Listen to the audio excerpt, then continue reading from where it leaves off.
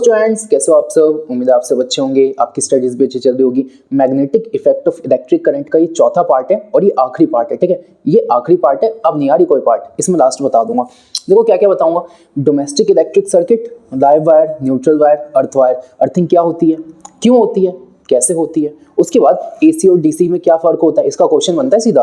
उसके बाद जो पैरेलल कॉम्बिनेशन है ना, उसको घर में क्यों लगाते हैं, सीरीज को क्यों नहीं लगाते। खैर आपने अगर इलेक्ट्रिसिटी की वीडियो देखी है ना बच्चों, तो मैंने उसमें बताया था पैरेलल सीरीज का, बट इसमें मैं बता दूंगा। तो अब शुरू करते हैं। तो देखो भाई, magnetic effect of electric current का चौथा पार्ट है domestic electric circuit. Domestic electric circuit का मतलब होता है हमारे घर में कौन सी सर्किट यूज होती है उसकी बात कर रहा हूं। तो बच्चों डोमेस्टिक इलेक्ट्रिक सर्किट का जो डायग्राम है ना, उसे समझाने से पहले कुछ बेसिक देख लो, सम बेसिक्स। आपको ना तीन चीजें पता होनी चाहिए। पहला आपको पता होना चाहिए लाइव वायर क्या होती है, लाइव वायर। दूसरा आपको पता होना चाहिए न्यूट्रल वायर क्या होती है, न्यूट्रल वायर। और तीसरा आपको पता होना चाहिए अर्थ वायर क्या होती है, अर्थ वायर।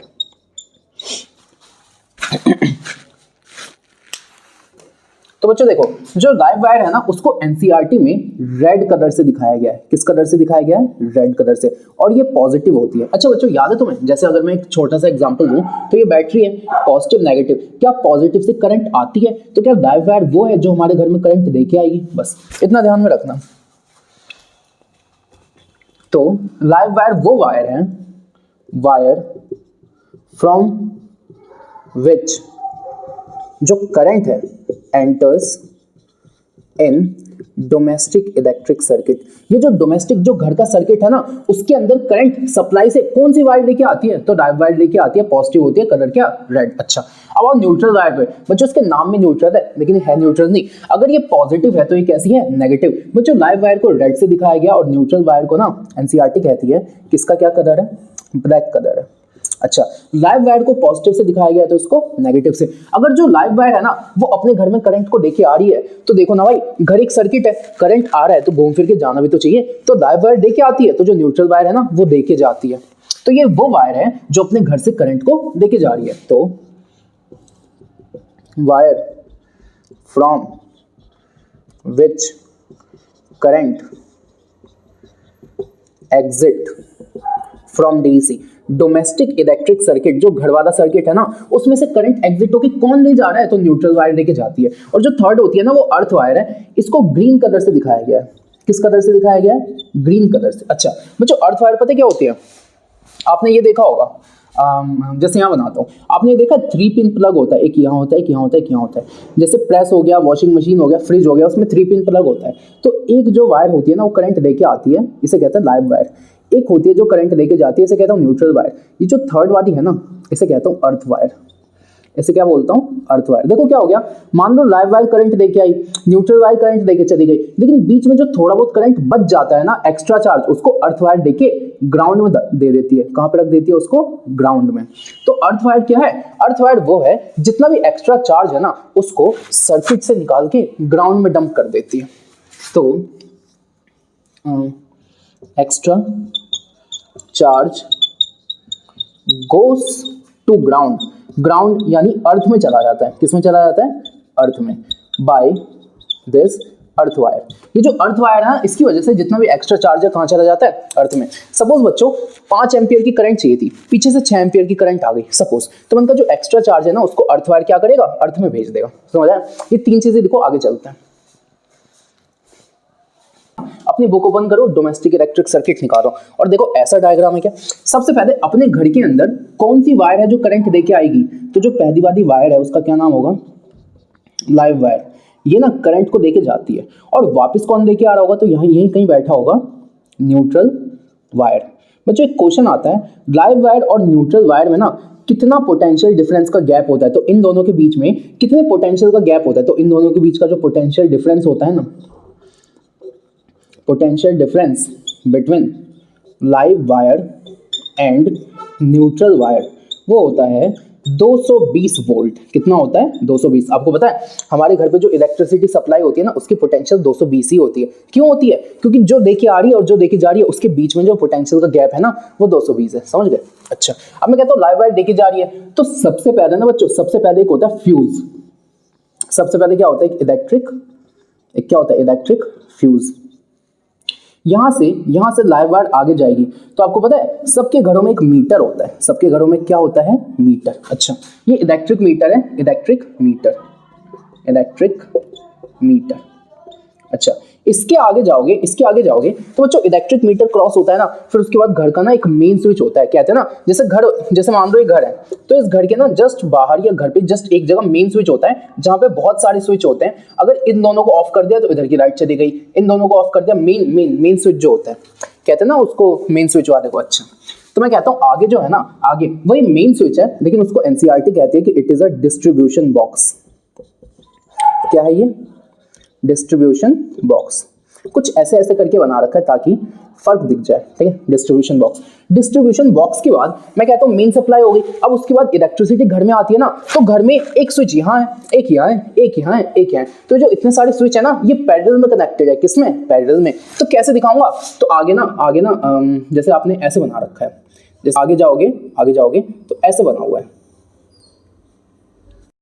फिर एक दूसरा और आगे ऐसे बना हुआ है, ठीक है। तो बच्चों ये जो है ये सब किस में कनेक्टेड है, तो जितने भी स्विच हैं या जितने भी एप्लायंसेस हैं वो सब किस में कनेक्टेड हैं, तो ये सब कनेक्टेड हैं पैरेलल में। अब जरा यहाँ पे देखना, इसमें ना 3 होल्स बने हुए हैं, 3 होल्स। एक वो होल है जिससे करंट आता है, लाइव वायर है, एक वो है जिससे करंट जाता है, और जो तीसरा है ना, उसको ऐसे करके ऐसे निकाला हुआ है और आगे ऐसे निकाला हुआ है। तो बच्चों जो तीसरा है ना, ये है अर्थ वायर। ये तीसरा क्या है, अर्थ वायर। एक लाइव वायर, एक न्यूट्रल, जो तीसरा है वो क्या है, अर्थ वायर। तो बच्चों देखो ड्राइंग तो मेरी बहुत अच्छी है, तुम्हें पता ही है ना। तो अपनी बुक ओपन करो, सबसे पहले देखना लाइव वायर जा रही है, उसके बाद फ्यूज है, उसके बाद मीटर है, उसके बाद डिस्ट्रीब्यूशन बॉक्स है, उसके बाद कनेक्शन है। कनेक्शन में 3 होल्स हैं, एक से करंट आता है, दूसरे से करंट जाता है, जिससे आता है लाइव वायर, जिससे जाता है न्यूट्रल वायर, जो तीसरा है उसको ऐसे निकाला हुआ है अर्थ वायर। समझ आ गया। तो चलो डायग्राम वहां से बना देना, समझा मैंने दिया, ठीक है। आगे चलते हैं। अभी तक मैंने आपको जितना बताया उसमें कोई भी दिक्कत, ठीक है। अब आगे चलो बच्चों, आगे जो अगला टॉपिक है ना वो है अर्थिंग। मैंने आपको बताया कि अर्थिंग कैसे होती है। तीन होल्स होते हैं। एक वायर होती है जो कि लाइव वायर होती है, जो कि करंट को लेके जाती है। एक न्यूट्रल वायर होती है जो करंट को वापस लेके आती है, और तीसरी जो होती है ना वो अर्थ वायर होती है, जो एक्स्ट्रा चार्ज को कहाँ दे जाती है, अर्थ में।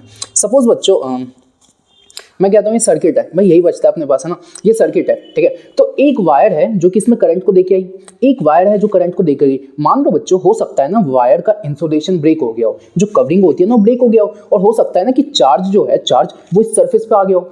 अब क्या होगा, ये जो इस सरफेस का चार्ज है, जितना चार्ज हमें चाहिए था वो तो मिल गया, लेकिन जो एक्स्ट्रा चार्ज है उस सरफेस पे रह गया। तो मैं क्या कह सकता हूँ, यहाँ पे करंट की लीकेज हो गई। क्या यहाँ पे करंट की लीकेज हो गई भाई, जैसे पानी लीक होता है ना, तो यहाँ पे करंट की लीकेज हो गई, एक्स्ट्रा चार्ज आ गया।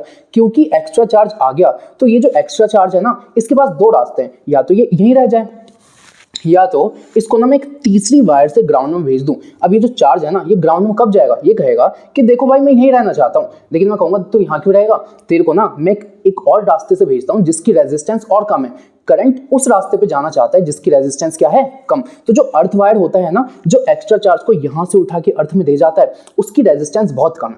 अब बच्चों इसको मैं समराइज करता हूं। मैं कहता हूं अर्थिंग एक ऐसी प्रोसेस है जिसमें जितना भी जो करंट का लीकेज होता है ना, जो कि किसी भी मेटेलिक बॉडी या किसी भी इलेक्ट्रिकल एप्लायंस के सरफेस पे आता है, उसको मैं एक बहुत ही कम रेजिस्टेंस का रास्ता ऑफर करता हूं, और करंट उस कम रेजिस्टेंस के रास्ते पे जाता रहता है और ग्राउंड में चला जाता है। अब सुनो, जो ग्राउंड है ना उसकी पोटेंशियल कितनी होती है, 0। और ये वाला रास्ता है ना जिससे जो 0, ठीक है। और ये जो अर्थ वायर होती है जो कि इस एक्स्ट्रा चार्ज को ग्राउंड में लेके जाती है, इस अर्थ वायर की रेजिस्टेंस बहुत कम होती है। तो बच्चों मैं कहूंगा कभी कोई आपसे पूछे कि अर्थिंग क्या होता है, तो ये 3 पॉइंट्स आपको आने चाहिए। सुनो, मैं कहता हूं अर्थिंग एक ऐसी प्रोसेस है जिससे जो करंट है ना, उस करंट में जो कोई भी लीकेज होती है, तो करंट में कोई भी लीकेज होती है, तो मैंने कहा ये एक आपका मेटेलिक बॉडी है। किसी भी मेटेलिक बॉडी जो है ना, उसमें जो करंट जाता है, जब उस पर कोई भी लीकेज होती है, तो वो जितनी भी लीकेज की करंट है ना, उसको एक ऐसा रास्ता, एक ऐसी वायर ऑफर करी जाती है जिसका रेजिस्टेंस बहुत कम है। तो अर्थ वायर ने इंतजार करती है, जैसी करंट की लीकेज आई ना, अर्थ वायर ने कहा आजा, मेरे पास कोई रेजिस्टेंस नहीं है तो मेरी तरफ आजा। तो करंट उधर जाना चाहता है जिधर कोई रेजिस्टेंस नहीं है, तो अर्थ वायर इसको ना अपने साथ ले जाती है और ग्राउंड में डंप कर देती है, तो हमें शॉक लगने से बच गया। बस यही है। देखो अर्थिंग एक ऐसी प्रोसेस है जिससे जो करंट है ना उसमें कोई भी लीकेज है उस लीकेज को मैं ट्रांसफर कर देता हूँ अर्थ में, और अर्थ को क्या बोलता हूँ, ग्राउंड। ये जो है ना इसकी हमेशा जीरो पोटेंशियल होती है। आगे मैं कहता हूँ कोई चार्ज ग्राउंड में क्यों जाएगा, जब उसको मैं एक कम रेजिस्टेंस वाला रास्ता ऑफर करूंगा, जिस रास्ते का क्या नाम है, अर्थ वायर। इसी प्रोसेस का नाम है अर्थिंग। जितना भी करंट में लीकेज है ना उस लीकेज ऑफ करंट को एक बहुत ही कम रेजिस्टेंस के रास्ते से मैं ग्राउंड में भेज दूंगा, और वो कम रेजिस्टेंस का रास्ता जो है ना वो अर्थ वायर है, और ये जो प्रोसेस है ना इसको अर्थिंग कहता हूँ। समझ आ गया? ठीक है, तो ये आपका फर्स्ट पॉइंट था। सेकंड पे आओ। अब आपसे बच्चों क्वेश्चन आएगा कि अर्थिंग होती क्या है, तो जब क्वेश्चन आएगा ना अर्थिंग होती क्या है तो उसका ये आंसर है। कभी ऐसा क्वेश्चन आएगा बच्चों कि अर्थिंग करते कैसे हैं, जैसे मैंने तुम्हें बोला अर्थिंग क्या होती है, समझ गए? अब मैं कहूंगा अर्थिंग करते कैसे हो, तो जब क्वेश्चन आया देखो व्हाट इज अर्थिंग, तो ये answer. How earthing is done, earthing होती कैसे है, तो ये आंसर। अर्थिंग में क्या होता है, एक मेटेलिक बॉडी होती है जिसको ना एक मोटी सी कॉपर वायर से जोड़ता हूँ। सपोज ये एक मेटेलिक बॉडी है, ठीक है, और इसको मैंने एक मोटी सी कॉपर वायर से जोड़ दिया जिसका नाम है अर्थ वायर। सही है। अब मैं कहता हूँ इस मेटेलिक बॉडी को ना मैंने ग्राउंड में दबा दिया, और जब मैंने इसको ग्राउंड में दबाया ना तब मैंने इसके आसपास ना कोयला रख दिया और कॉमन सॉल्ट रख दिया ताकि इसकी कंडक्टिविटी अच्छी रहे। ऐसे होती है अर्थिंग। तो देखो क्या दिखा है, अर्थिंग के लिए एक मेटेलिक बॉडी चाहिए, उसको एक मोटी सी कॉपर वायर से जोड़ दो और इसको ना ग्राउंड में दबा दो। उसको क्या करो, ग्राउंड में दबा दो, buried अंडर डीप अर्थ। अच्छा, उसके बाद क्या होगा, उसके बाद ये जो कॉपर प्लेट है ना, ये वाली जो प्लेट है, इसके पास क्या करो आप, थोड़ा सा चारकोल रख दो और थोड़ा सा कॉमन सॉल्ट रख दो। क्यों? ताकि इससे इलेक्ट्रिकल कंडक्टिविटी अच्छी हो सके। समझ आ गया? दूसरा पॉइंट हो गया। तीसरे पॉइंट पे आओ। ये जो है ना, ये तीसरा पॉइंट कब आएगा? पहला क्वेश्चन अर्थिंग क्या होता है, अर्थिंग होता क्या है। दूसरा क्वेश्चन अर्थिंग कैसे होता है, और तीसरा क्वेश्चन अर्थिंग क्यों होता है। कभी क्वेश्चन आ गया what is the need of earthing, earthing करना क्यों है, तो आप बोलोगे एक बात बताओ, अगर मैं अर्थिंग नहीं करता तो जो एक्स्ट्रा चार्ज है वो यहीं रह जाता, और जैसे मैं इसको छूता क्या मुझे करंट लग जाता, तो मुझे शॉक ना लगे, इससे बचने के लिए मैं अर्थिंग करता हूं। देखो क्या दिखा है, अगर किसी कारण से किसी भी इलेक्ट्रिकल डिवाइस की इंसुलेशन ब्रेक हो गई है, उस केस में क्या होगा, जब उस वायर को जब हम टच करेंगे और जो उसके मेटल केसेस पे क्या होगा, कोई पर्सन उसको टच करेगा तो हो सकता है कि उसको ना शॉक लग जाए। और इसी शॉक से बचने के लिए मैं क्या करता हूँ, अर्थिंग करता हूँ। इसी शॉक से बचने के लिए मैं क्या करता हूँ, अर्थिंग करता हूँ। ठीक है बच्चों, ये 3 पॉइंट है अर्थिंग से, इससे बाहर कुछ नहीं आएगा, तीनों एनसीईआरटी से ही दिए गए हैं। ठीक है, यहाँ तक देखो, आगे चलते हैं। तो आगे चलते हैं, मैंने आपको क्या क्या बता दिया, डोमेस्टिक इलेक्ट्रिक सर्किट समझा दिया, उसमें जितने क्वेश्चन बनते हैं ना वही बनेंगे। उसके बाद अर्थिंग क्या होता है, अर्थिंग के 3 तरह के क्वेश्चन बनेंगे। अर्थिंग क्या होती है, पहले वाला पॉइंट। अर्थिंग कैसे होती है, दूसरा वाला पॉइंट। अर्थिंग क्यों करते हैं, तीसरा वाला पॉइंट। अच्छा, अब आगे चलो, तो आगे ना आपकी बुक में ना जो लास्ट पेज है उस पर देखना 2 वर्ड्स लिखे हुए हैं, एक लिखा हुआ है ओवरलोडिंग और एक लिखा हुआ है शॉर्ट सर्किट। बहुत बच्चों को लगता है सेम चीज है, बट सेम चीज नहीं है, मैं समझाता हूँ। ओवरलोडिंग क्या होती है, इसकी डेफिनेशन देखेंगे, लेकिन पहले समझ लो क्या होता है। मैं कहता हूँ बच्चों, मान लो ना ये आपका कोई इलेक्ट्रिकल अप्लायंस है, कोई आपका ऐसा सामान है जो बिजली से चलता है, स्विच वगैरह है मान लो, और इसकी कैपेसिटी है 10 एम्पियर। तो इसके पास जितने भी कंपोनेंट्स है ना उनकी मैक्सिमम कैपेसिटी कितनी है, 10 एम्पियर। अब क्या हो गया ना, यहां से सपोज 12 एम्पियर का करंट आ गया। कितना करंट आ गया, 12, लेकिन इसकी कैपेसिटी कितनी है, 10। तो मैं ये नहीं कह सकता जब देखो इसको ऐसे तो देखो इसको कैसे बोलूंगा, जब इतना ज्यादा करंट आ जाए जो कि उस इलेक्ट्रिकल अप्लायंस के जितने भी कंपोनेंट्स है ना उनकी कैपेसिटी से ज्यादा है। तो इस केस में क्या होगा, इस जगह ना बहुत ज्यादा करंट हो जाएगा, हाई अमाउंट ऑफ करंट। इस करंट की वजह से ना बच्चों एक प्रोसेस होती है जिसको कहता हूं इलेक्ट्रिक ओवरलोड। इस पे क्या हो जाएगा, बहुत ज्यादा ना इलेक्ट्रिसिटी का ओवरलोड हो जाएगा, बहुत ज्यादा करंट आ जाएगी। इतनी ज्यादा करंट आ जाएगी तो क्या आपने जूल्स लॉ ऑफ हीटिंग पढ़ी है, H=I²RT पढ़ी है क्या। करंट बढ़ेगा तो हीट भी बढ़ेगा, तो इसके अंदर हीट बढ़ेगा और लास्ट में हो सकता है आग भी लग जाए। इसे कहते हैं ओवरलोडिंग। देखो कैसे बोलूंगा, मैंने कहा इसी को इंग्लिश में कैसे बोलता, when the current flowing becomes more than the capacity of components of electrical appliance. In this case, a high amount of current is flowing through the circuit, due to which electric overload occurs, and due to this electrical overload, the heat in the appliance become high, due to which fire can break, है ना। मैंने कहा कोई electrical component है, उसकी जितनी capacity है ना उससे ज़्यादा करंट आ गया, तो क्या इसमें बहुत ज़्यादा करंट आ गया, बहुत ज़्यादा करंट आ गया, ज़्यादा करंट आएगा, ज़्यादा करंट आएगा तो क्या होगा, ज़्यादा करंट आने से हीट भी ज़्यादा होगी, तो इसकी जितनी कंपोनेंट्स है ना हीट सहने की उससे ज़्यादा हीट हो जाएगी, तो इसमें आग लग जाएगी, इसे कहता हूँ ओवरलोडिंग। तो बच्चों इसको दिखोगे कैसे, देखो मैं कहूँगा जितनी कंपोनेंट्स की कैपेसिटी थी उससे ज़्यादा आ गया ना, तो when current becomes more than the capacity of components of a circuit to resist ये जो सर्किट था ना इसके कंपोनेंट्स जितनी करंट को रेजिस्ट कर सकते थे उससे ज्यादा करंट आ गया, तो इस केस में क्या होगा, इन दिस केस एक वर्ड याद रखना, इलेक्ट्रिक ओवरलोड, क्या हो जाएगा, इलेक्ट्रिक ओवरलोड ऑकर्स, ये हो जाएगा। और क्योंकि इलेक्ट्रिकल ओवरलोड होगा ना तो बहुत ज्यादा करंट दौड़ने लगेगी, high amount of current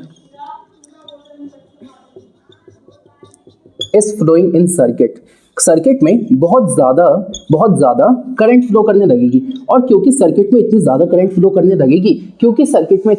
flow करने लगेगी तो जैसे करंट ज़्यादा हीट ज़्यादा, विच में कॉज फायर टू ब्रेक, इसकी वजह से आग भी लग सकती है। तो बस आगे कुछ नहीं, विच में कॉज फायर टू ब्रेक, ठीक है। फटाफट इसे देखो, सेकंड समझाता हूँ शॉर्ट सर्किट क्या होता है। देखते हैं शॉर्ट सर्किट क्या होता है। तो शॉर्ट सर्किट तो है लेकिन छोटा सर्किट है। तो बच्चों देखो कैसे समझूंगा, मैंने कहा सपोज यहाँ पे आपके पास कोई बल्ब है, ठीक है, समझने की कोशिश करना।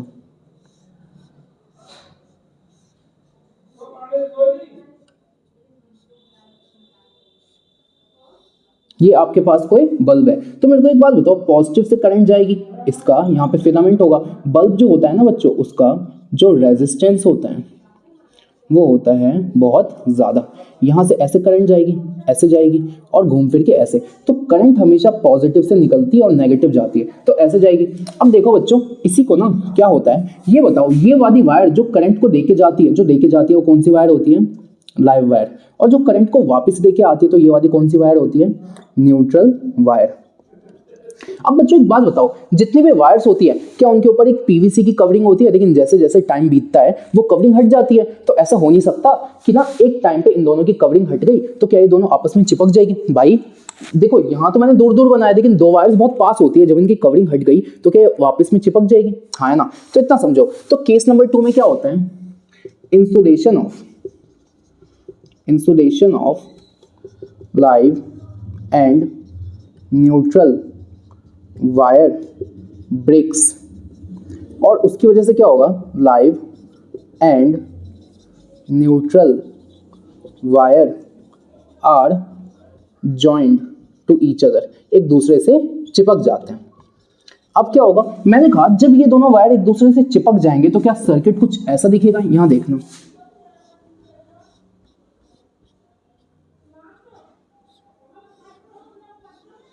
ठीक है। अब मैंने कहा ये दोनों वायर्स आपस में चिपक गए, तो क्या ये दोनों वायर्स आपस में चिपक गए। अच्छा लेकिन अभी भी यहाँ पे एक बल्ब है, अभी भी यहाँ पे क्या है, बल्ब, ठीक है। अच्छा अब क्या हुआ ना बच्चों, यहाँ पे मैंने क्या देखा, यहाँ पे मैंने देखा live and neutral wire connected, दोनों एक दूसरे से क्या हो गए, कनेक्ट हो गए। अब मेरे भाई एक बात बताओ, इसका क्या है, यहाँ पे रेजिस्टेंस क्या होता है ज्यादा। अब बताओ करंट पॉजिटिव से निकलेगा और कहाँ आना चाहता है, नेगेटिव। एक बात बताओ, करंट क्या चाहता है बल्ब के पास जाना, करंट चाहता है कि एक बार आपने मेरे को पॉजिटिव से निकाल दिया ना, अब मेरे पास एक ही काम है कि मुझे नेगेटिव के पास जाना है, भले मैं कैसे जाऊं। और करंट हमेशा ना दो ऑप्शन चुनेगा, करंट उस रास्ते पे जाएगा जो छोटा है, करंट उस रास्ते पे जाएगा जिसकी रेजिस्टेंस कम है। सुनो, करंट के पास दो रास्ते हैं, एक रास्ता है जिसकी रेजिस्टेंस ज्यादा है, एक रास्ता है जिसकी रेजिस्टेंस कम है, तो करंट हमेशा कम रेजिस्टेंस वाले रास्ते पे जाएगा। अगर मैं तुम्हें बोलूँ ना कि ये रास्ता बहुत टफ है, ये बहुत आसान है, तुम बोलोगे भैया इस पे क्यों जाना, चलो ना आसान वाले पे चलो। करंट भी वैसे ही है, करंट आसान यानी कम रेजिस्टेंस वाले रास्ते पे जाना चाहेगा। दूसरा, करंट कहेगा ये रास्ता ज्यादा लंबा है, ये रास्ता छोटा है, तो करंट छोटे रास्ते पे जाना चाहेगा। तो करंट से दो बातें याद रखनी है, करंट छोटे रास्ते पे जाएगा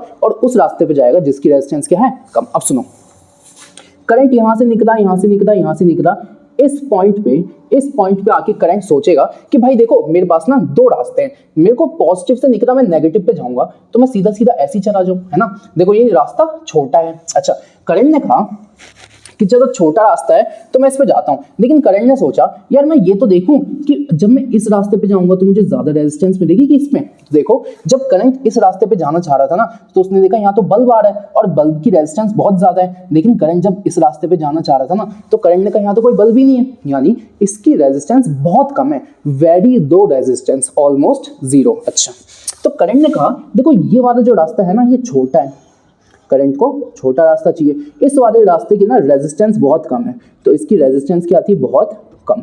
तो करंट को क्या यही दो चीजें चाहिए थी कि शॉर्ट रास्ता हो और रेजिस्टेंस बहुत कम हो। तो क्या करंट यहां जाने की बजाय क्या करंट इसी में घूमता रहेगा? तो मैंने कहा क्या ये जो इतना बड़ा सर्किट था अब ये छोटा हो गया, तो मैंने कहा ये जो है ये सर्किट छोटा नहीं हो गया, तो क्या ये शॉर्ट सर्किट हो गया? सर्किट क्या हो गया, शॉर्ट हो गया। और दूसरी बात, क्या करंट इसी में घूमता रहेगा, इसी में घूमता रहेगा? सही बात। अब सुनो, मैं कहूंगा कि आपने ओम्स लॉ पढ़ा है, Ohm's law V = I × R। यहां से बच्चों अगर मैं I और R का रिलेशन देखता हूं ना तो I और R का इनवर्स रिलेशन होता है। इसका मतलब अगर रेजिस्टेंस ज्यादा है तो करंट कम होगा और अगर रेजिस्टेंस कम है तो करंट ज्यादा होगा। अब मेरी बात सुनो, मैंने कहा इस जगह पे रेजिस्टेंस बहुत ज्यादा था तो अगर करंट यहाँ पे जाता तो करंट यहाँ पे कैसा रहता, कम।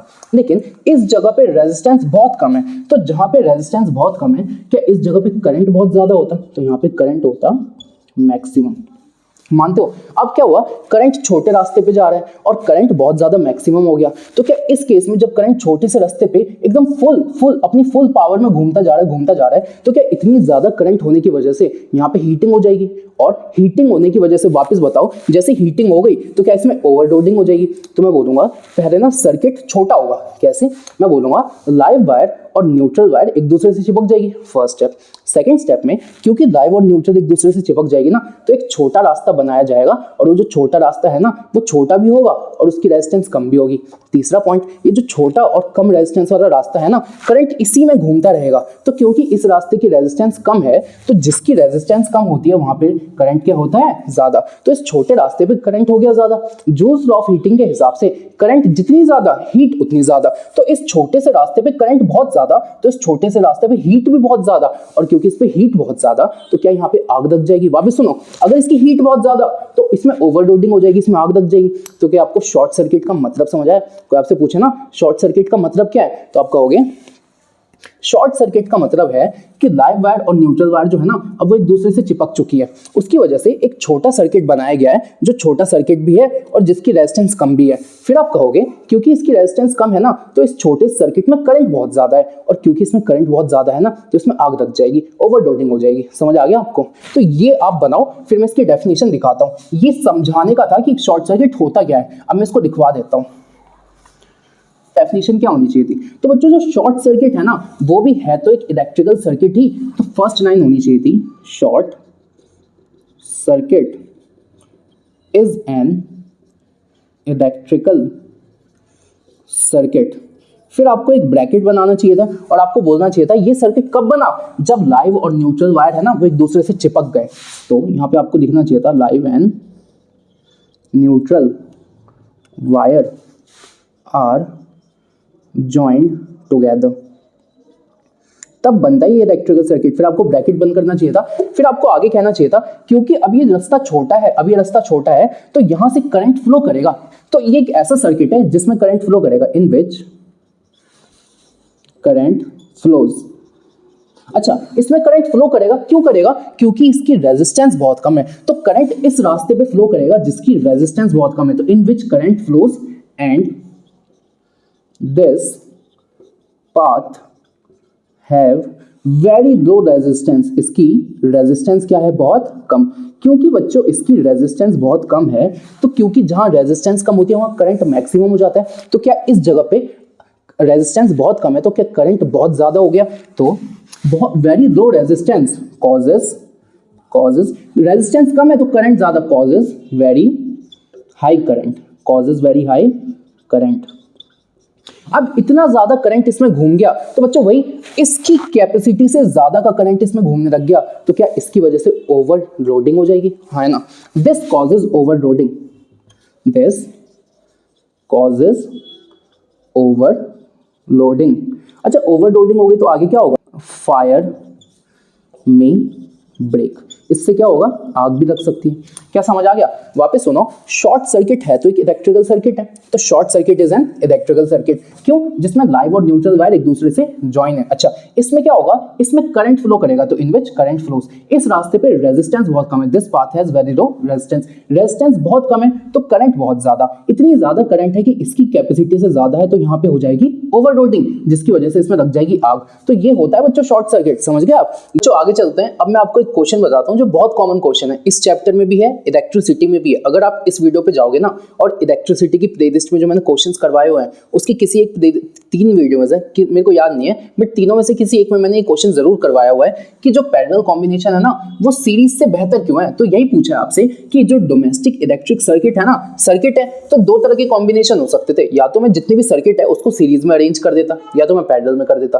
लेकिन आपको पता है जो हमारे घरों में जो अरेंजमेंट होती है ना वो पैरेलल होती है। तो यही आपसे क्वेश्चन पूछा है कि अपने घर में पैरेलल अरेंजमेंट क्यों होती है, सीरीज क्यों नहीं होती। इसी को घुमा के ऐसे पूछता कि पैरेलल कॉम्बिनेशन और सीरीज कॉम्बिनेशन में क्या फर्क है, इसी को घुमा के ऐसे पूछता कि पैरेलल कॉम्बिनेशन क्यों बेहतर है, क्यों अच्छा है सीरीज कॉम्बिनेशन से। क्वेश्चन कोई भी हो आंसर एक ही होगा, है ना। तो बच्चों यहाँ पे सीधा सीधा आपको ये बताना है कि जो पैरेलल कॉम्बिनेशन है ना वो इतना बेहतर क्यों है कि मैं उसको घर में यूज करता हूं। तो पता है आपको क्या होता है, देखो सपोज एक एग्जांपल से देखता हूं, मैं कहता हूं मेरे को एक बात बताओ, इन तीनों के एंड सेम है तो इन सब का पोटेंशियल सेम होगा क्या, इन सब का पोटेंशियल सेम होगा। तो मैं नहीं बोलूंगा ये जो डोमेस्टिक इलेक्ट्रिक सर्किट है ना उसमें जब मैं पैरेलल कॉम्बिनेशन को यूज करता हूं इस वजह से करता हूं क्योंकि पूरे घर में ना जो पोटेंशियल डिफरेंस होगा वो होगा सेम। तो जितने भी डिवाइसेस होंगे ना उनको बनाया भी जाता है इसी पोटेंशियल डिफरेंस पे काम करने के लिए। तो क्योंकि सबका पोटेंशियल डिफरेंस सेम है तो क्या जितने भी डिवाइस है वो अपनी मैक्सिमम एफिशिएंसी में काम कर पाएंगे क्योंकि उनको इसी पे डिजाइन किया गया है ना। तो फर्स्ट पॉइंट ये है कि the potential difference across each device is same, the potential difference across each device is same। और वो कितना है बच्चों, तो इंडिया में कितना है 220 वोल्ट। इसकी वजह से जितने भी डिवाइस है ना they can work on their maximum efficiency due to this all electrical appliances can work on their maximum efficiency।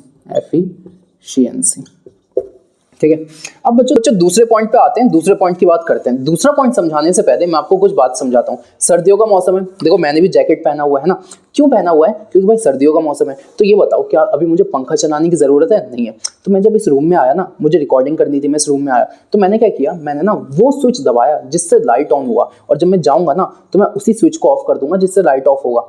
तो मुझे सिर्फ लाइट जलाना था तो मैंने लाइट का स्विच दबाया, मुझे सिर्फ पंखा चलाना होगा मैं पंखे का स्विच दबाऊंगा। सोचो अगर ऐसा होता कि मैं एक स्विच दबाता उससे लाइट भी जल जाता, उससे पंखा भी जल जाता, तो सर्दियों में मुझे पंखे का कोई काम नहीं है, मेरी तो तबीयत खराब हो जाती ना। तो अगर ये सीरीज का कनेक्शन होता ना, अगर अपने घर में पैरेलल नहीं सीरीज का कनेक्शन होता ना तो एक ही स्विच दबाता ना उससे लाइट पंखा सब चल जाता, सब सब सब। देखिए मेरे पास पैरेलल का कनेक्शन है ना घरों में, तो मैं कहता हूं जो आपका ट्यूबलाइट है उसके लिए अलग स्विच है, पंखा है उसके लिए अलग स्विच है, चार्जर है उसके लिए अलग स्विच है, एग्जॉस्ट फैन है उसके लिए अलग स्विच है। समझ आ रही है आपको। तो मैं कहता हूं पैरेलल कनेक्शन की वजह से जितनी भी डिवाइस है ना उन सबको अपना सेपरेट स्विच मिलता है। Second point, each device gets its own personal switch, ठीक है, जो कि बहुत जरूरी चीज है। अब बच्चों मैं तीसरे पॉइंट पे आता हूं, सुनो। मैं कहता हूं मान लो पंखा खराब हो गया, कोई बात नहीं, मुझे पंखे का काम थोड़ी है, मुझे तो लाइट का काम है।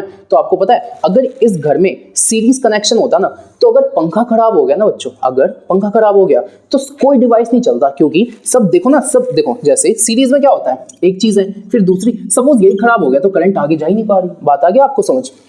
तो मैं कहता हूं सीरीज कनेक्शन में अगर एक डिवाइस खराब हो गया ना तो बाकी भी चल नहीं पाएंगे, लेकिन क्योंकि ये पैरेलल कनेक्शन है ना, तो यहाँ एक डिवाइस खराब होता है, उसको उसके खराब होने से दूसरे डिवाइस पे कोई असर नहीं पड़ता, दूसरे डिवाइस जैसे चल रहे थे वैसे चलते रहते हैं। तो तीसरा और आखिरी point, if one device gets damaged, एक डिवाइस अगर खराब हो गया, देन ऑल्सो, फिर भी बाकी सब बढ़िया चलेंगे, then also other devices continues to work properly, continues to work properly, then also other devices continues to work properly। समझ आ गया आपको? फटाफट इसे देखो। अब जो आगे चलते हैं, एक क्वेश्चन जो कि बहुत कॉमन क्वेश्चन है एनसीईआरटी में, इसके बारे में ज्यादा दिया नहीं है, लेकिन इसका क्वेश्चन आता है तो सीधा 3 मार्क्स में आता है। क्या है क्वेश्चन?